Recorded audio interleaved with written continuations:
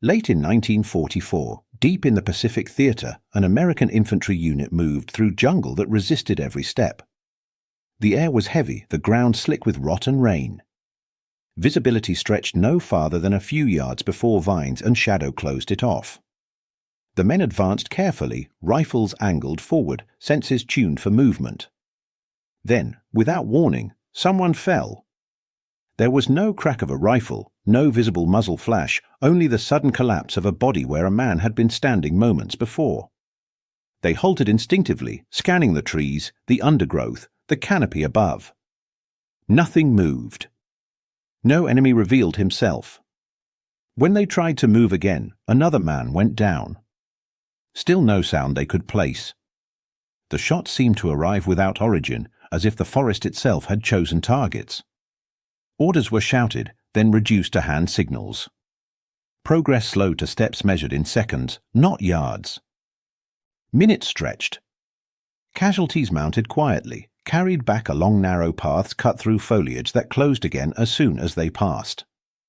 There was no clear direction of fire, no ridge to suppress, no position to flank. Standard drills failed because there was nothing visible to respond to. The enemy had presence without shape, pressure without form. The jungle ceased to be terrain and became an adversary. Leaves concealed death. Tree trunks offered no reassurance.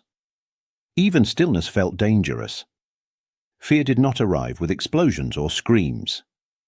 It settled gradually, through the absence of information, through the inability to act. Men began to distrust every shadow, every patch of silence. Amid this paralysis, one soldier did not look for faces or movement. He watched the ground. He noted where bullets struck, the angles they carved into bark, the timing between shots. While others searched for what could be seen, he studied what could only be inferred. Patterns began to suggest themselves, faint but persistent, like tracks half erased by rain. What confronted the unit was no single marksman, but a system, patient, disciplined, and invisible. Everyone felt the danger. No one yet understood its shape. And at that moment, moving forward seemed impossible. But standing still was worse. By the end of the first day, intelligence officers stopped speaking in singular terms. This was no lone marksman exploiting chance. Estimates began to form quietly, multiple Japanese snipers, operating independently yet guided by shared discipline. Their spacing suggested training. Their timing suggested patience. Each shot landed with purpose, never hurried, never wasted. The absence of noise was not accidental. It was doctrine. Every attempt at movement was punished. A man rose to shift position and fell before he completed the motion. A patrol tried to probe the flank and was driven back without ever seeing who fired. The jungle swallowed sound and light alike, but the bullets always found their mark. The snipers did not chase. They waited. Time worked in their favor. Standard countermeasures were attempted and abandoned. Suppressive fire went unanswered. Grenades vanished into foliage with no visible effect. There were no clear muzzle flashes to triangulate, no silhouettes to track. The enemy revealed nothing and demanded everything. Each failed response deepened the sense that the Americans were reacting to a problem they could not define. The unit's pace slowed to something closer to survival than maneuver. Orders shortened. Communication narrowed. Movement became negotiation between fear and necessity, between exposure and paralysis. Men learned to stay low, then learned that low was no guarantee. The jungle offered no safe posture. Gradually, the balance shifted in ways that were not written in reports. The snipers began to dominate the soldiers' thinking. They dictated when men moved, where they paused, how long they waited. Even silence became threatening. The enemy was no longer just killing bodies, he was shaping behavior. What made the pressure unbearable was its consistency. There was no mistake to exploit, no lapse to punish. The snipers behaved as if they could wait forever. Against that kind of patience, urgency became weakness. And as the hours passed, a quiet assumption took hold among the men that this imbalance was not temporary. It felt permanent. Among the men pinned beneath the trees was a soldier who carried a rifle unlike the others. It did not match the familiar lines of standard issue. It lacked the visual authority of regulation steel and wood. At a distance, he could have been mistaken for a hunting rifle brought into the wrong world. No one commented on it directly at first. It simply existed quietly, without ceremony. The rifle had not come through army depots or quartermaster channels. It had been purchased before the war, through civilian means, chosen not for doctrine but for familiarity. Its owner had trusted it in another life, under different skies, for reasons that had nothing to do with battlefields or uniforms. When the war came, the rifle came with him. Among his unit, the weapon inspired little confidence. It was not mocked loudly or cruelly. The jokes were brief, half-smiles exchanged during lulls, remarks made without intent to wound. It did not look like a tool of modern war. It did not fit the assumptions men carried about what belonged at the front and what did not. In an army built on standardization, difference drew quiet skepticism. Equipment was meant to be interchangeable, predictable, identical. Reliability came from uniformity. Anything outside that system felt suspect, as if it carried risk simply by refusing to conform. The rifle was noticed, then dismissed. As pressure mounted from unseen fire, attention shifted elsewhere. Heavy weapons were discussed. Maneuvers were debated. Support was requested. Solutions were sought in numbers, firepower, and procedure. The odd rifle faded further into the background, its presence no longer worth comment. Confidence resided in doctrine, not in deviation. It lived in what had worked before, in what manuals endorsed, in what experience had validated. The rifle did not belong to that world. It belonged to its owner alone, and even he did not speak of it. At that moment, no one believed the weapon mattered. It was simply carried, not considered. And while the forest tightened its grip and the snipers waited above, the rifle remained overlooked, an afterthought moving through danger, unnoticed by both sides. For now. Japanese sniper doctrine in the Pacific was built on principles older than the war itself: concealment, patience, and acceptance of time as a weapon. Training emphasized stillness over speed, endurance over aggression. A sniper was taught not to dominate space, but to disappear within it, to become part of the terrain rather than an observer upon it. Instructors stressed that the best shot was the one that revealed nothing at all. The jungle rewarded this philosophy generously. Dense foliage erased outlines. Heat and humidity softened sound. The vertical world of trunks and canopy allowed firing positions that defied expectation. From above, distance distorted judgment. From below, the enemy rarely looked up long enough. In such terrain, concealment was not merely possible, it was natural. The environment itself completed the doctrine. Early engagements reinforced belief. American units slowed, then stalled. Casualties mounted without resistance. Snipers relocated methodically, leaving behind no pattern obvious to the untrained eye. Each success validated the method. Each unanswered shot strengthened confidence. The doctrine was not theoretical here, it was working exactly as intended. As days passed, American movement grew cautious and repetitive. Patrol routes became habitual. Halts occurred at similar intervals. The jungle forced conformity, and conformity invited anticipation. The snipers learned the rhythm of their enemy, when they paused, when they advanced, when they hesitated. Prediction replaced reaction. Control replaced uncertainty. With that control came ease. There was no immediate pressure to withdraw, no sustained counterfire to disrupt positions. Snipers could wait hours, even days, for a single opportunity. They chose targets carefully, favoring disruption over volume. A fallen man halted an entire column. One bullet shaped an hour of behavior. Gradually, the forest ceased to feel neutral. It felt possessed. Every tree offered familiarity. Every firing lane felt measured. The snipers no longer saw themselves as exposed hunters, but as custodians of space their enemy could not challenge. Confidence settled not through boasting or proclamation, but through routine success. Arrogance rarely announces itself. It arrives quietly, disguised as certainty. When a method works without challenge, it hardens into assumption. The snipers believed their concealment was complete, their patience unmatched, their advantage permanent. The jungle had rewarded them too consistently to suggest otherwise. What they could not see, what doctrine did not teach them to expect, was an enemy willing to wait just as long and to learn just as carefully. Somewhere below, amid stalled movement and unspoken doubt, someone was beginning to observe them not as ghosts, but as men bound by habits. And habits, once understood, could be broken. American military doctrine in the Second World War placed deep faith in standardization. Weapons, uniforms, procedures, all were designed to be interchangeable, predictable, and scalable across millions of men. Reliability was not merely a technical requirement, it was an organizational philosophy. If every soldier carried the same rifle, fired the same ammunition, and followed the same drills, then effectiveness could be planned, supplied, and replicated. Within that framework, uniformity became synonymous with trust. A standard-issue weapon had been tested, approved, and distributed by authority.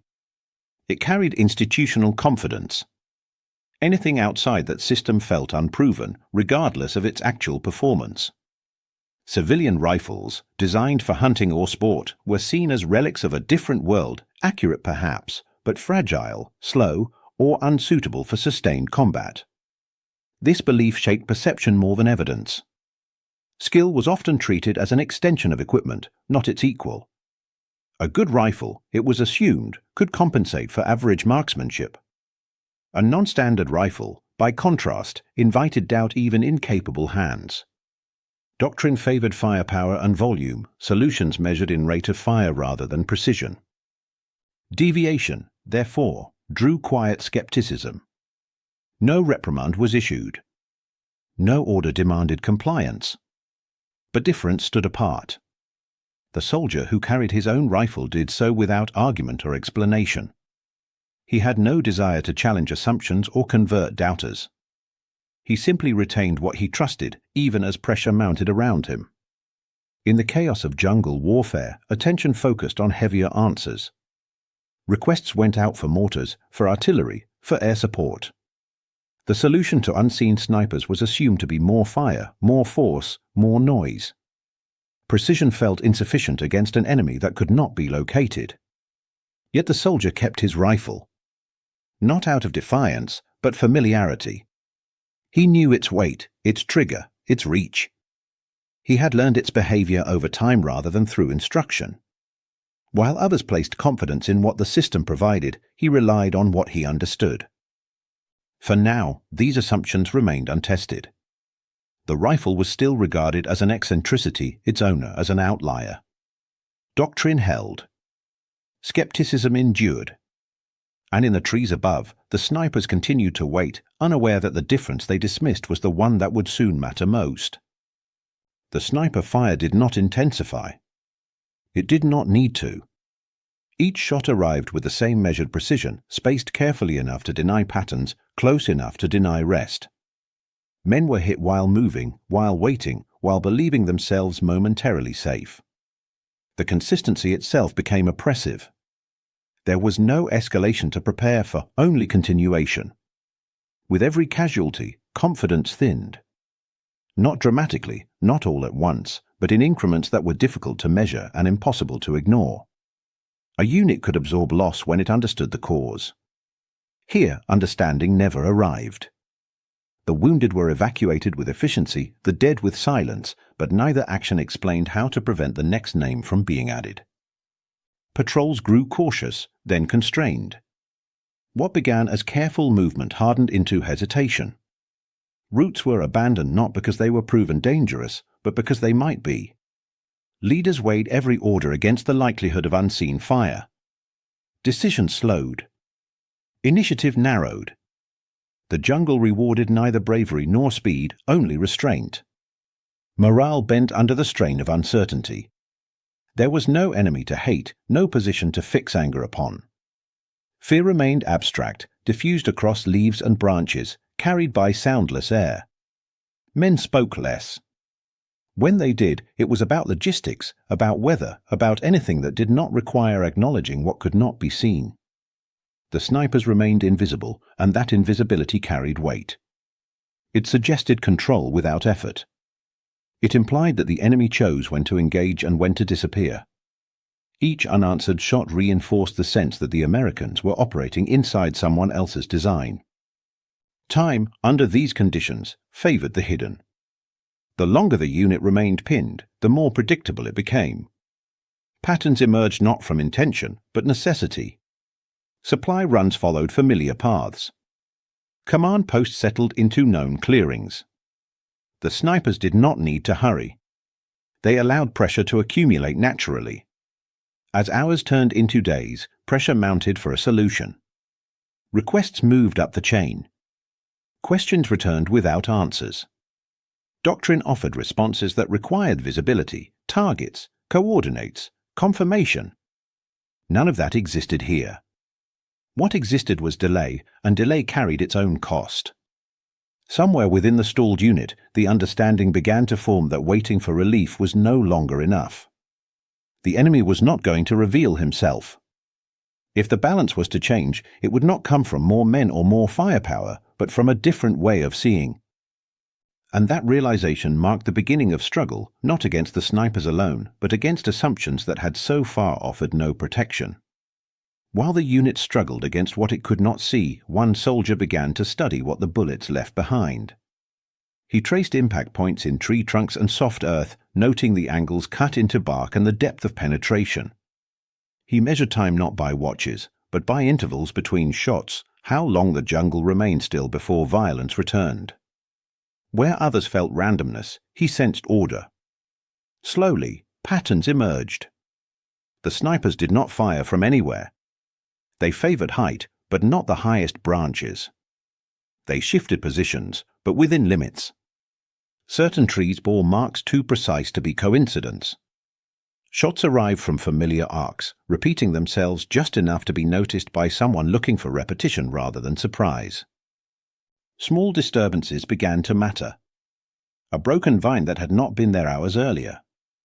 Leaves disturbed where rain had fallen evenly elsewhere. The faint movement of insects abandoning a section of canopy. These details were meaningless to men focused on survival, but to a patient observer they hinted at presence. Habit betrayed concealment. Distance, once abstract, became measurable. By combining angle and sound delay, the soldier estimated range. He tested assumptions quietly, adjusting position by inches rather than yards. The jungle did not reveal enemies outright, but it yielded information to those willing to wait. Knowledge accumulated gradually, without announcement. Here, the rifle's optics mattered. Magnification compressed distance, pulled detail from shadow, separated foliage from form. It was not used constantly, only when suspicion justified the effort. The scope did not search wildly. It confirmed.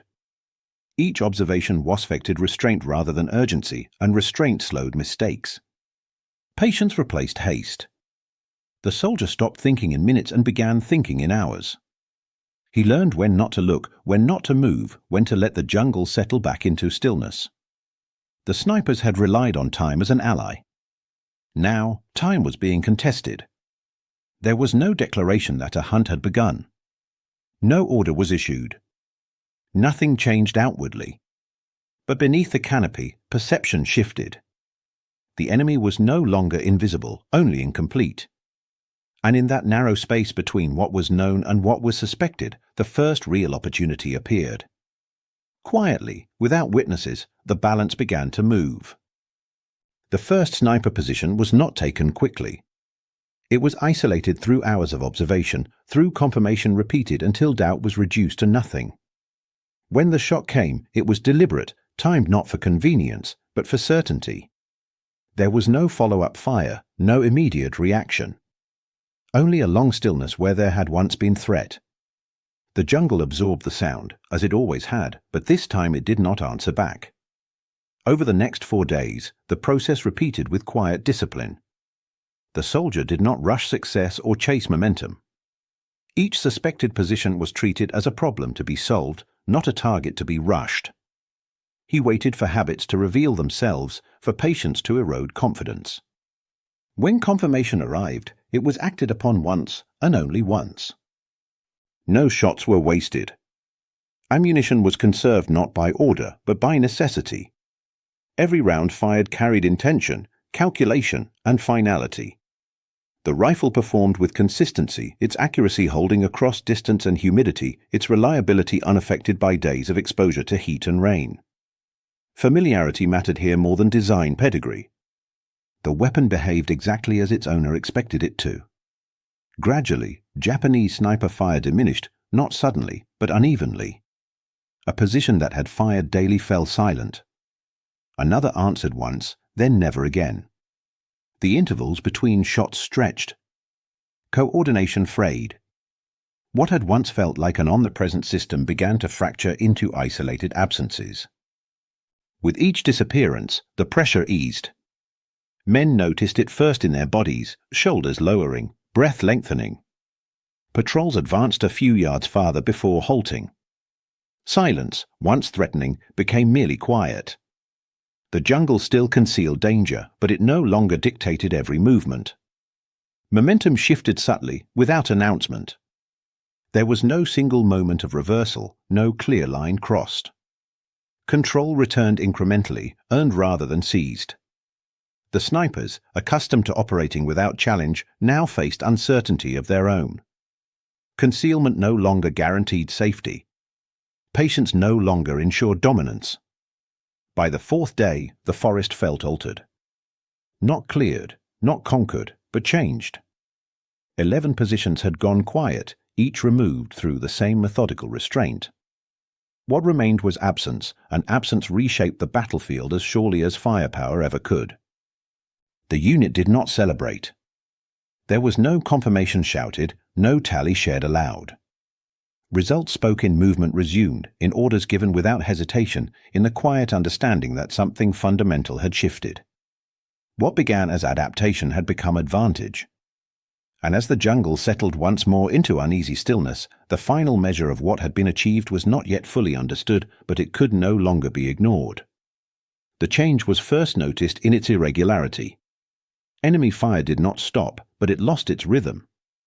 Shots arrived without coordination, separated by long, uncertain pauses.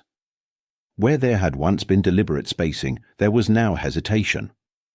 The forest no longer answered movement with certainty. Silence began to feel incomplete. For the surviving snipers, adjustment came too late. They shifted positions more frequently, abandoned familiar trees, fired at moments that felt forced rather than chosen. In trying to restore control, they revealed uncertainty. Patience, once their greatest strength, became fractured. The doctrine that had depended on time now suffered from it. The American unit advanced carefully, testing each step. Movement resumed in short increments, measured and reversible. When fire came, it was isolated, no longer part of a system. Men reacted not with paralysis, but with procedure. The jungle still demanded respect, but it no longer commanded obedience. Evidence accumulated quietly. An abandoned platform wedged high in a tree. Spent cartridges half buried in damp earth. Blood darkening leaves that rain could not fully erase. Each sign confirmed what the absence of fire suggested: positions had been taken out, not abandoned. The forest held its own records for those willing to read them. By the time counts were made, the number carried no surprise. 11 sniper positions were confirmed neutralized, each in a different location, each removed without supporting fire or direct assault. The method was consistent. The outcome unmistakable. What had felt like chance now read as design. Control returned not as dominance, but as balance. The unit no longer reacted blindly. Decisions regained context. Orders could be given with expectation rather than hope. The battlefield became navigable again, not safe, but understandable. What mattered most was not the number, but what it represented. The sniper's psychological hold had been broken. The forest no longer belonged to one side alone. Concealment could be challenged. Patience could be answered. This was the turning point, though few recognized it in the moment. There was no announcement that the threat had passed, only the steady resumption of movement. Yet something essential had shifted, an invisible weight lifted, replaced by clarity. Ahead lay consequences that would be measured not just in territory gained, but in belief undone. And as the unit moved forward, another reckoning approached, one that would force both doctrine and assumption to account for what had just happened. Japanese sniper doctrine had been built on the belief that patience, properly applied, was unassailable. Time was meant to exhaust the enemy, to erode will and invite mistakes. But doctrine assumes asymmetry, that only one side is willing to wait. When counterpatience emerged, the foundation began to fail. Concealment, once absolute, became conditional. The same stillness that had hidden the snipers now fixed them in place. Habits hardened by success, preferred angles, favored trees, familiar rhythms, turned into liabilities. What had been invisible was now predictable. The forest, once an ally, began to betray those who relied on it too completely. The hunter became the hunted without ceremony. There was no exchange of fire, no escalation to announce reversal. Snipers realized their danger only in absence, when shots were no longer answered, when nearby positions went silent and did not resume. Awareness arrived too late to restore advantage. Terrain, long considered decisive, reversed its role. Height no longer guaranteed safety. Concealment no longer promised escape. The jungle's complexity, which had once obscured the enemy, now obscured retreat. Every movement risked exposure. Every adjustment suggested presence. Time, the quiet weapon of doctrine, shifted allegiance. Waiting no longer yielded control, it yielded vulnerability. Each passing hour increased uncertainty rather than advantage. The snipers could not know which habits had been observed, which positions compromised, which moments anticipated. Patience lost its meaning when it could no longer surprise. Gradually, the forest quieted. Not with peace, but with resignation. The absence of fire no longer signaled readiness, it signaled loss. Certainty dissolved into doubt, and doubt paralyzed initiative more effectively than fear ever had. For the first time, Japanese snipers were forced to consider withdrawal, not because of pressure, but because of exposure. Doctrine offered no guidance for an enemy who did not rush, who did not retaliate with volume, who did not reveal himself by responding at all. This was the climax, though it arrived without spectacle. A system built on confidence encountered its equal and found itself unprepared. What failed was not courage or skill, but assumption, the belief that concealment and patience, once perfected, could not be countered. In the quiet that followed, the forest no longer felt owned. It felt contested. And in that contest, certainty, once absolute, had vanished. Movement resumed without ceremony. There was no signal announcing safety, no declaration that the threat had passed. Units advanced the way they always did in uncertain terrain, slowly, deliberately, prepared to stop again at the first sign of danger. But this time, the jungle did not answer with fire. Steps accumulated. Distance closed. What had been impossible days earlier became routine again. Casualty rates dropped sharply. The change was immediate enough to be noticed, but gradual enough to feel real. Men still moved cautiously, still scanned branches and shadows, yet the constant interruption of loss was gone. The absence of sudden collapse, of bodies falling without warning, restored something fundamental. Survival no longer felt arbitrary. Confidence returned in measured increments. It did not surge or announce itself. It manifested in posture, in longer strides, in conversations that drifted back toward the ordinary.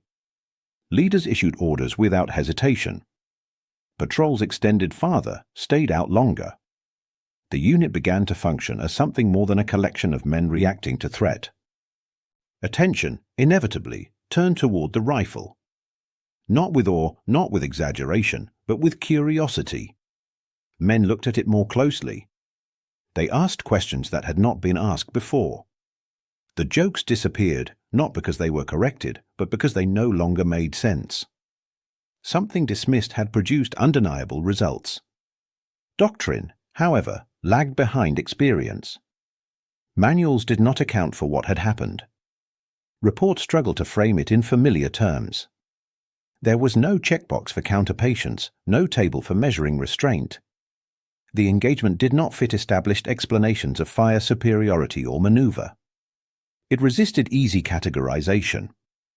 What remained was proof. 11 neutralized positions. For days of sustained effect. No supporting fire. No deviation into chaos. The evidence did not argue. It simply existed, quiet and complete. Those who had doubted did not need convincing. They needed context, and that would take longer. The rifle's owner did not offer explanation. He was not elevated, not celebrated, not separated from the unit. He carried on as before, his contribution folded back into the larger movement of men and orders. The work had been done. Recognition, if it came at all, would come later. For now, the consequence was simple. The unit moved forward, intact, effective, unaltered. What had been overlooked had proven decisive. And as the jungle closed behind them once more, a deeper question lingered about how often results arrive from the margins and how rarely doctrine is prepared to recognize them in time. Only after the movement resumed did the timeline begin to take shape. During the engagement itself, time had been measured in intervals, between shots, between movements, between silences. Now, with distance gained and pressure eased, officers reconstructed events with maps, notes, and recollection. What emerged was not a single engagement, but a sequence stretched across 4 days of controlled restraint. 4 days. 11 confirmed sniper positions neutralized. No artillery support requested. No mortars fired. No airstrikes called in. The results stood apart from standard after-action expectations. The battlefield had been reshaped without spectacle, without volume, without escalation. Precision alone had altered the balance. The absence of supporting fire was not an omission, it was the method. Heavy weapons would have announced intent, disrupted observation, and erased evidence. Instead, each engagement occurred in isolation, preserving clarity. What had been removed could be counted, located, and confirmed. The jungle had not been flattened to solve the problem. It had been read. As reports circulated, assumptions came under quiet review. Equipment once dismissed as unsuitable now demanded explanation. The rifle's role could not be ignored, but neither could it be overstated. It had not succeeded because it was different. It had succeeded because it was understood completely by the man who carried it. Skill regained primacy in the discussion. Marksmanship, patience, and judgment re-entered evaluations long dominated by rate of fire and standardization.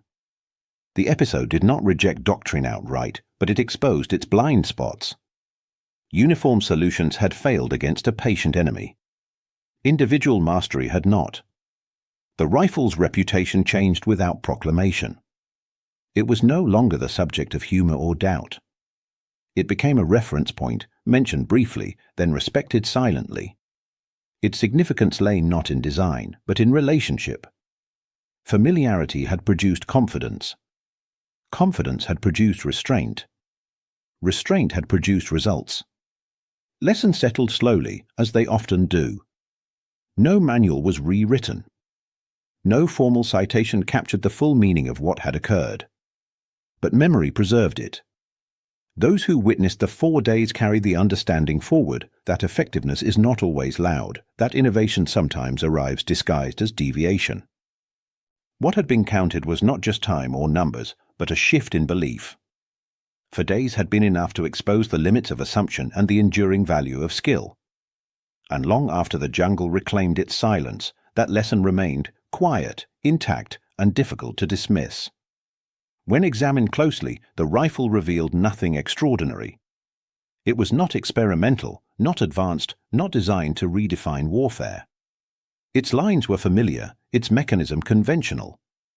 It lacked the capacity for sustained fire, offered no tactical advantage through volume, and provided nothing that doctrine would have identified as decisive. On paper, it should not have mattered. What it did offer was accuracy, consistent, repeatable, and trusted. In a battlefield shaped by concealment and distance, precision outweighed speed. Each shot carried consequence because it was chosen carefully. Rate of fire, once considered essential, proved irrelevant against an enemy who revealed himself only briefly. One correct decision mattered more than 10 rapid ones. The rifle's civilian origins were not a liability. They were the point. It had been designed for deliberate use, for patience, for single outcomes rather than sustained exchange. In the jungle, where opportunity appeared briefly and vanished quickly, the design met military reality without friction. It did not need adaptation. It needed judgment. Familiarity became its true advantage. The soldier knew the trigger's resistance, the scope's behavior in humidity, the way the rifle settled against his shoulder. These details did not appear in manuals, yet they shaped every engagement. The rifle did not demand learning under pressure. It responded as expected, freeing attention for observation rather than adjustment. Here, technology served judgment rather than replacing it. The rifle amplified intent but did not dictate action. It rewarded patience and punished haste. Its effectiveness lay not in novelty, but in alignment with the man using it and with the demands of the moment. Tool and temperament matched. Small choices compounded. The decision to wait rather than fire. To confirm rather than assume. To move inches instead of yards. None of these choices altered the battlefield alone. Together, they reshaped it. War did not reward spectacle here. It rewarded attentiveness. In retrospect, the rifle was never the story. It was a conduit between observation and action, between restraint and result. It did not create skill, but it allowed skill to express itself fully. That distinction mattered. The lesson was quiet and enduring. In environments defined by uncertainty, effectiveness belongs to those who see clearly and act deliberately. War does not always favor the loudest weapon or the newest design. Sometimes it favors the one that is understood completely. And in 4 days beneath the canopy, that truth revealed itself, one careful decision at a time. Mockery rarely arrives as cruelty. More often, it wears the mask of confidence, shared jokes exchanged under strain, assumptions repeated often enough to feel safe. In war, where uncertainty presses constantly, such mockery can feel stabilizing. It simplifies judgment. It assigns value quickly. But in doing so, it narrows attention. The rifle had been dismissed not because it failed, but because it challenged expectation. Difference was mistaken for deficiency. Anything outside standard issue was assumed inferior by default, not through testing, but through habit. That assumption was convenient. It also carried risk. Underestimation breeds vulnerability. When something is mocked, it stops being examined. Questions fade. Alternatives disappear. Innovation, when it appears at the margins, rarely announces itself. It does not argue its worth. It waits for circumstance to reveal it. War is unforgiving toward false hierarchies. Rank, regulation, and reputation offer structure, but they do not guarantee effectiveness. Under pressure, results become the only authority. The jungle did not care what had been approved or laughed at. It responded only to what worked. In that indifference, quiet professionals redefine outcomes. They do not debate doctrine or seek permission from consensus. They observe, adapt, and act when certainty replaces impulse. Their influence often remains unseen until the moment it becomes decisive. Respect, when it comes, is earned, not assigned. It settles without announcement. The jokes end. Curiosity replaces dismissal. Perspective adjusts. No apology is required, only recognition. From that recognition emerges humility, not weakness, but recalibration. The understanding that certainty must remain provisional. That assumptions must be tested, not protected. War punishes rigidity. It rewards attentiveness. The 4 days in the jungle offered no grand revelation, only a correction. Mockery had obscured value. Attention restored it. What had been overlooked proved decisive, not because it demanded belief, but because it earned it. And that lesson endured long after the forest reclaimed its silence. The jungle remained long after the unit moved on. Rain returned. Leaves closed over disturbed ground. The canopy resumed its careful silence. To an untrained eye, nothing marked what had happened there. But memory does not fade as easily as terrain. For those who passed through, the forest was never again just foliage and shadow. It was a record. 11 absences marked the ground. Not as trophies, not as celebrated victories, but as spaces where danger no longer waited.